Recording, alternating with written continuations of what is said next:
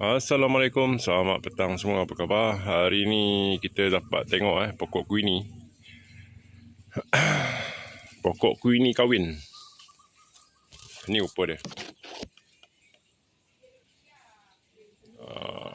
Ni rupa dia. Pokok kuih ni kahwin. Usianya lebih kurang dalam hampir 5 tahun Hampir 5 tahun. Buah memang lebat lah. Buah lebat. Macam mana rupa dia? Saya nak tunjuk video ni adalah rupa dia kalau pokok kuih ni kahwin. Okay, saya tak boleh masuk bawah tu. Saya nak pergi, saya tak boleh sebab ada ular tadi. Ular warna hijau tu. Hari ni hari raya. Mak paksu saja. Kalau kita comparekan dengan biji di sebelah ni. Okay, yang ini kuih ni biji. Yang ini pokok kuih ni kahwin. Okay, yang ini pokok kuih ni kahwin. Yang itu pokok kuih ni daripada biji. Perbezaannya adalah tegak, tinggi. Tapi kalau pokok kuih ni kahwin ni, dia rendang. Lepas tu ini pun paksu saya dah buang buang bahagian bawah ni dahan dia. Kalau tidak dia akan rendang ke tepi. Lepas tu kalau kita buat pruning dekat bahagian atas, dia akan kiri dan kanan. Sebab kalau pokok kuih ni kahwin, kita perlu juga buat pruning untuk bagi dia tidak tinggi. Okey, yang ni buah-buah dia. Saya dia gelap sikit ni dia.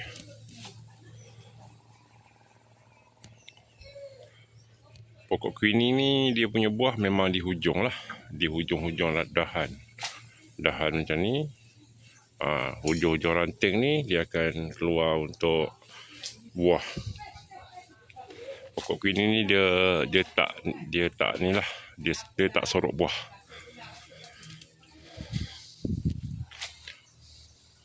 Ni rupa dia. Kuih ni kahwin. Dia rendah, lepas tu dia bercabang banyak. Kalau cantik lagi, korang potong lah bahagian atas ni. Bagi dia besar kiri dan kanan. So, dia takkan tinggi.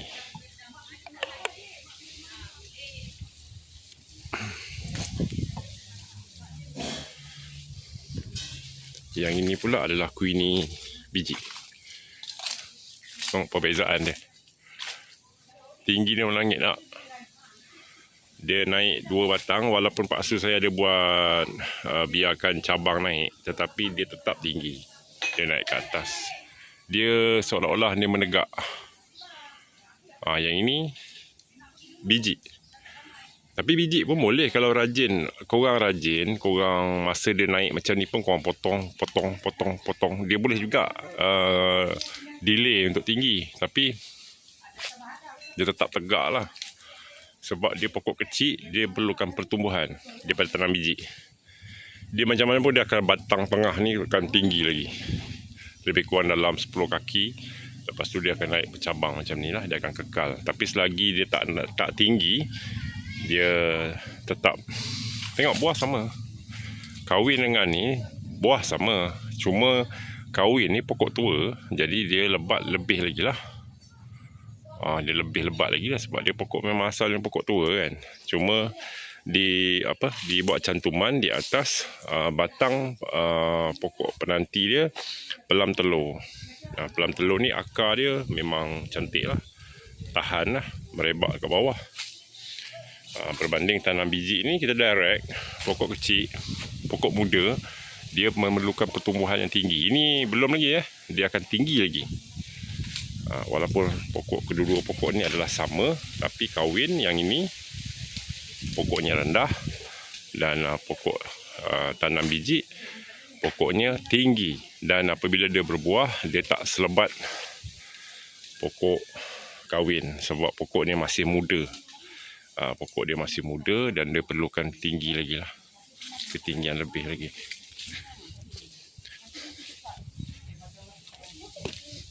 Walaupun tanamnya sampai sama. Tengok pucuk yang ini. banyak pucuk-pucuk baru naik kan. Sebab tanam biji ni pokok muda, dia sentiasa grow. Yang ini pucuk muda tak ada.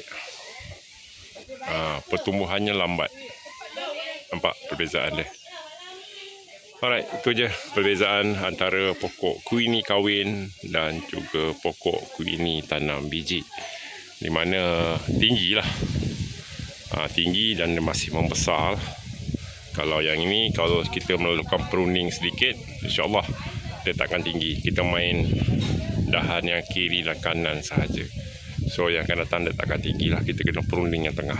Tapi yang ini boleh, tapi hasilnya tak semaksimum pokok kuini tanam kahwin.